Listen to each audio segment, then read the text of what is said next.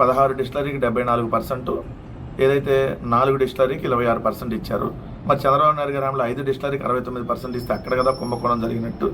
అలానే జగన్మోహన్ రెడ్డి గారి హయాంలో ఏదైతే ఆదాయం పెరిగింది, చంద్రబాబు నాయుడు గారి ప్రభుత్వంలో హైయెస్ట్ ఆదాయం 16,000 వస్తే సంవత్సరానికి, ఇక్కడ 24,000 వచ్చింది. సో దాదాపుగా 5 సంవత్సరాల్లో 36,000 కోట్లు పెరిగింది. మరి ఎట్లా స్కామ్ జరిగింది? ఒక కొత్త బ్రాండ్ కానీ డిస్టిలరీ కానీ ఎక్కడ తీసుకొని రాలేదు, అన్ని అంతకుముందే కొనసాగించారు. సో ఆదాయం పెరిగితే ఆదాయం నష్టం వచ్చిందని ఎలా చెప్తున్నారు? సో ఇవన్నీ ఉద్దేశపూర్వకంగా, రాజకీయ ఉద్దేశపూర్వకంగానే కేసులు పెట్టారనేది సుప్రీంకోర్టు కూడా క్లియర్గా చెప్పింది. దాన్ని కూడా మీరు పరిగణలోకి తీసుకోవాలి. సిఐడి కేసును అసలు పోలీసులు ఎలా దర్యాప్తు చేస్తా ఉన్నారు? ఈ కేసు రాజకీయ ప్రేరేపితం. కేసు నమోదు నుంచి సిఐడికి అప్పగించడం, సిట్ ఏర్పాటు అంతా చట్టానికి విరుద్ధంగా జరిగింది. ఈ కేసును సిఐడి డీజీ పర్యవేక్షిస్తున్నారని సిట్ ఏర్పాటు చేస్తూ జారీ చేసిన జీవోలో ప్రభుత్వం పేర్కొంది. కానీ సిట్ను ప్రత్యేక పోలీస్ స్టేషన్గా గుర్తించింది. కానీ సిట్లో ఉన్న సభ్యుల్లో అత్యున్నత అధికారి విజయవాడ పోలీస్ కమిషనర్, మిగిలిన సభ్యులు ఆయన కంటే జూనియర్లు. మరి వీరందరినీ సిఐడి పరిధిలోకి తీసుకొని వచ్చారా? వస్తే దానికి సంబంధించి అఫిడవిట్ సమర్పించండి. సిట్ కేసు అసలు ఈ న్యాయస్థానం పరిధిలోకి రాదు. ఇది ఇప్పుడు ఏసీబీకి సంబంధించినటువంటి అవినీతి నిరోధక కేసులు విచారించే ప్రత్యేక చట్టం ద్వారా ఈ న్యాయస్థానాన్ని ఏర్పాటు చేశారు. మరి దీనిలో ఏ విధంగా విచారిస్తున్నారు? ప్రతి ఒక్కరికి 17A కింద ముందస్తు అనుమతి తీసుకోవాలి కదా, ఎందుకు తీసుకోలేదు? ఎందుకంటే వాళ్ళు ఆల్రెడీ ప్రభుత్వ అధికారులుగా పనిచేసినటువంటి వాళ్ళు కదా. హడావిడి అరెస్ట్ చేయొద్దని ఆల్రెడీ సుప్రీంకోర్టే చెప్పింది. కాపీ పేస్ట్ కొట్టరా, అదే సిట్ రిమాండ్ నివేదికలో ఉంది. సో అని చెప్పి క్లియర్గా ఆయన నిబంధనలకు విరుద్ధంగా అరెస్టులు జరిగినాయి. ఎందుకంటే ఆల్రెడీ 3 రోజులు వాళ్ళు విచారణకు పిలిచారు, విచారణలో ఆల్రెడీ సహకరించారు. మళ్ళీ అరెస్ట్ చేయాల్సినటువంటి పని ఏంటి? ఇట్లా నిన్న సిట్ అధికారులకి ప్రశ్నల వర్షం కురిపించారు. నిన్న ఏదైతే మాజీ అడ్వకేట్ జనరల్గా పనిచేసినటువంటి శ్రీరామ్ గారు ఈ కేసు వాదన వినిపిస్తూ, ఒకటి ఈ కేసు ఫాల్స్ కేసు అనేది క్లియర్గా వాళ్ళందరికీ వాళ్ళే ఒప్పుకుంటున్నారు. ఎందుకంటే ఇప్పుడు 50-60 కోట్ల నెలలు వెళ్ళినాయి అంటారు, ప్రభుత్వానికి ఆదాయం తగ్గిందంటారు. ఆదాయం ఎక్కడ తగ్గింది? ఆదాయం పెరిగింది కదా. లిక్కర్ సేల్స్ బాగా తగ్గిన ఆదాయం విపరీతంగా పెరిగింది. మరి ఎట్లా కుంభకోణం జరిగింది? ఒక కొత్త బ్రాండ్ తీసుకొని రాలా, మరి ఎట్లా జరిగింది? ఇప్పుడు వచ్చింది కొత్త బ్రాండ్లు, Sumo whisky, short whisky, Bengaluru malted whisky, Bengaluru brandy, Kerala malted whisky, 99 brandy, Tropicana brandy, ఇలా ఇప్పుడు 99 రూపాయల పేరుతో చీప్ బ్రాండ్లు ఇప్పుడు తీసుకొని వచ్చారు. ఇంకోటి ఏదో 110, 120 ఉంది ఛాంపియన్ విస్కీ అంట, గుడ్ ఫ్రెండ్స్ విస్కీ అంట. ఎక్కడన్నా ఉన్నాయా ఈ బ్రాండ్లు? ఇప్పుడు చంద్రబాబు నాయుడు గారు ఈ బ్రాండ్లు తీసుకొని వచ్చి వాళ్ళకి సంబంధించిన డిస్టిలరీకి లబ్ధి చేకూర్చే కార్యక్రమం చేస్తున్నాడు అనేది క్లియర్గా కనపడతా ఉంది. జగన్మోహన్ రెడ్డి గారి హయాంలో ఎటువంటి కుంభకోణం జరగలేదనేది వాస్తవం. రాజధాని భూ సమీకరణకు రైతుల అంగీకారం అని చెప్పి వార్త. ఉంగుటూరు గ్రామసభకు హాజరైన రైతులు మాట్లాడుతున్న ఎమ్మెల్యే భాష్యం ప్రవీణ్, మహానగర విస్తరణ కోసం, రాజధాని అమరావతి మహానగర విస్తరణ కోసం చేపట్టిన 2వ విడత భూ సమీకరణకు రైతుల నుంచి సానుకూల స్పందన వస్తుంది. 2వ విడత కాదండి, మొత్తం 7-8 విడతలు ఉంటాయి. వీలైతే ఆ చివరి తడ వరకు, వీలైతే ఈ చివరి శ్రీకాకుళం వరకు మొత్తం భూములు వాళ్ళు ఇష్టమైనప్పుడు ఎట్లా కావాలంటే అట్లా లాక్కుంటారు. ఎవడన్నా 3 పంటలు పండేటటువంటి భూములు ఆల్రెడీ 34,000 ఎకరాలు తీసుకున్నారు. ప్రభుత్వం 20,000 ఎకరాలు ఉంది, మొత్తం 55,000 ఎకరాలు, మళ్ళీ ఇంకో 50,000 ఎకరాలు సేకరించడానికి నిర్ణయం తీసుకున్నారంటే దీన్ని ఏమని చెప్పాలి?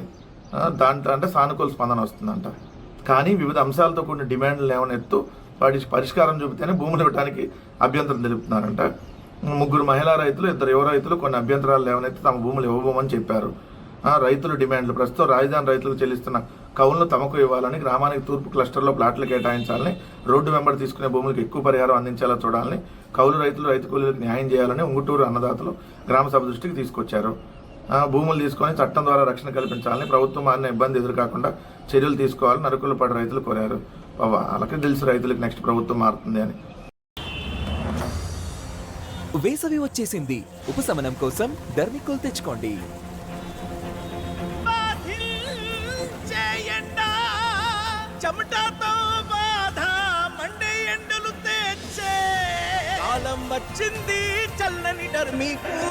వేప మరియు తులసితో కూడిన కొత్త డర్మికోల్ చెమట. సో భూ సమీకరణ ద్వారా కాకుండా భూసేకరణ ద్వారా ప్రభుత్వం భూములు తీసుకోవాలని మరికొందరు అన్నారు. మొదటి విడత తీసుకున్న భూములను అభివృద్ధి చేశాక తమ భూమి కేటాయిస్తామని కొందరు చెప్పారు. గత 5 ఏళ్లలో 2 ఏళ్ళు కౌలు ఇవ్వలేదు. ఇలాగైతే తమ పరిస్థితి ఉండని కొందరు ప్రశ్నిస్తున్నారు. ఎంత తప్పు? జగన్మోహన్ రెడ్డి గారు కౌలు ఇవ్వలేదా? 5 సంవత్సరాలు జగన్మోహన్ రెడ్డి గారు ఉన్నప్పుడు కౌలు ఇచ్చారు. 2019-20 సంవత్సరానికి సంబంధించి 24,588 మంది రైతులకు 173.55 కోట్లు. 2020-21లో 29,005 మంది రైతులకి 182 కోట్ల 26 లక్షలు. 2021-22లో 28,501 మంది రైతులకి 187 కోట్ల 75 లక్షలు. 2022-23లో 26,443 మంది రైతులకు 192 కోట్ల 84 లక్షలు. మళ్ళీ 10 సంవత్సరాలు కావున 5 సంవత్సరాలు పెంచి 15 సంవత్సరాలు చేసింది కూడా జగన్మోహన్ రెడ్డి గారు ఉన్నప్పుడే. సో కవులు 2 ఏళ్ళు ఇవ్వలేదని చెప్పి ఇది ఒక తప్పుడు ప్రచారం. సో ఇక్కడ ప్రభుత్వం దృష్టికి తీసుకొని వెళ్తామని కలెక్టర్ చెప్పాడని. సో రాజధాని గెజిట్ వచ్చేలా చూడాలని రైతులు కోరుతున్న విషయం సీఎం దృష్టికి తీసుకొని వెళ్తాం. ఇప్పటికే ప్రభుత్వం భూ సమీకరణపై అపోహలు వద్దు, రైతులు అంగీకరిస్తే ఈ ప్రాంతంలో అభివృద్ధి భాగస్వామ్యం అవుతుంది. సో 29 గ్రామాలు సస్యశ్యామలం అవుతాయి. ఏడు సస్యశ్యామలం అవుతాయి. 29 గ్రామాలకు సంబంధించి తీసుకోవటమే 3 పంటలు పండేటటువంటి భూముల్ని అది కూడా నాణ్యమైన పంటలు పండేటటువంటి భూములు తీసుకొని సర్వనాశనం చేశారు. మళ్ళీ ఇప్పుడు ఇంకొక 50,000 ఎకరాలు అంటే 1,00,000 ఎకరాలు అప్పులు తీసుకొని వచ్చి 1,00,000 ఎకరాలను 3 పంటలు పండే భూములను తీసుకొని దాదాపు 1 ఎకరానికి డెవలప్ చేయడానికి రోడ్లు, డ్రైనేజీ, ఎలక్ట్రిసిటీ వేయడానికి ఎకరానికి 4 కోట్లు అవుతుంది. ఇప్పుడు సో అంతకుముందు 2 కోట్లు అన్నారు, ఇప్పుడు 4 కోట్లు అయింది. సో 4 లక్షల కోట్లు అప్పు తెచ్చి రాజధాని నగరం కడతామని చెప్పి ఈ రైతులను ఇంకా మభ్యపెట్టి మోసం చేసే కార్యక్రమం. ఉచిత బస్సు భారం 3,182 కోట్లు అని చెప్పి ఈనాడు హెడ్డింగ్. కూటమి ప్రభుత్వం సూపర్ 6 ఎన్నికల హామీలో ఒకటైన మహిళలకు ఉచిత బస్సు ప్రయాణ పథకం అమలు తేదీ ఖరారైంది. ఆగస్టు 15 దీన్ని అమలు చేయనున్నట్టు చంద్రబాబు ప్రకటించారు. ఈ పథకం వల్ల ప్రభుత్వంపై ఏటా 3,182 కోట్ల మేర భారం పడుతుందని చెప్పి అంచనా. ఉచిత బస్సు పథకం ఏ రాష్ట్రాల్లో ఇంప్లిమెంటేషన్ ఉంది అనే దాంట్లో ఢిల్లీ, పంజాబ్, తమిళనాడు, కర్ణాటక, తెలంగాణలో ఉంది. ఏపీలో అంచనా వేస్తున్నారు ఆగస్టు 15 నుంచి ప్రారంభించే ఆలోచన అని. అది కూడా Palle Velugu, ultra, Palle Velugu express, city ordinary, metro ఎక్స్ప్రెస్కి పెడతారని అంచనా అంట. 11,216 బస్సులు ఆంధ్రప్రదేశ్లో ఉన్నాయి. సో ఒకవేళ పెరిగితే ఇప్పుడు ఉచిత ప్రయాణం అమలు చేయటం వల్ల 73% ఏదైతే ఆక్యుపెన్సీ అనేది పెరిగింది. 40-63% పెరగనున్న మహిళా ప్రయాణికులు, బస్సుల్లో 94% చేరనున్నటువంటి ఆక్యుపెన్సీ రేషియో 3,182 కోట్లు ఖర్చు అయ్యిద్ది అని చెప్పి రాశారు. ఇక్కడేమో కిందకు వచ్చేటప్పుడు 3,023 కోట్లు అన్నారు, హెడ్డింగ్ 3,182 కోట్లు అన్నారు. ఏదైనా 3,000 కోట్లు. మరి భారం ఎట్లా అవుతుంది? మరి ఇచ్చిన హామీ కదా, మరి మీరు చెప్పారు కదా సంపద సృష్టించేస్తా అన్నారు కదా. సంపద సృష్టించేసి సృష్టికర్త కదా చంద్రబాబు నాయుడు గారు మీ దృష్టిలో. ఇన్ని మరి ఒక పథకం ఇప్పుడు సంవత్సరం వల్ల అంటే తప్పించేసుకున్నారు. మరి ప్రజలకు 3,000 కోట్ల నష్టం జరిగింది కదా సంవత్సరానికి. 3,000 కోట్లు ఇప్పుడు భారం పడిద్దని రాశారు ఇది ఉచిత బస్సు వల్ల. మరి ఒక సంవత్సరం మీరు ఎగ్గొట్టడం వల్ల 3,000 కోట్లు ప్రజలకు నష్టం చేకూర్చాము, 3,000 కోట్లు మేము ప్రజలకు ఎగ్గొట్టాము. అది పెట్టాల్సిన హెడ్డింగ్ కిరణ్, మిస్టర్ ఈనాడు కిరణ్ గారు, ఇది పెట్టాల్సిన హెడ్డింగ్. ఒక సంవత్సరంలో 3,000 కోట్లు ఉచిత బస్సు ద్వారా ఎగ్గొట్టిన చంద్రబాబు నాయుడు, 3,000 కోట్లు మహిళలకు ఎగ్గొట్టిన చంద్రబాబు నాయుడు. ఇది ఒక్క పథకం వల్ల.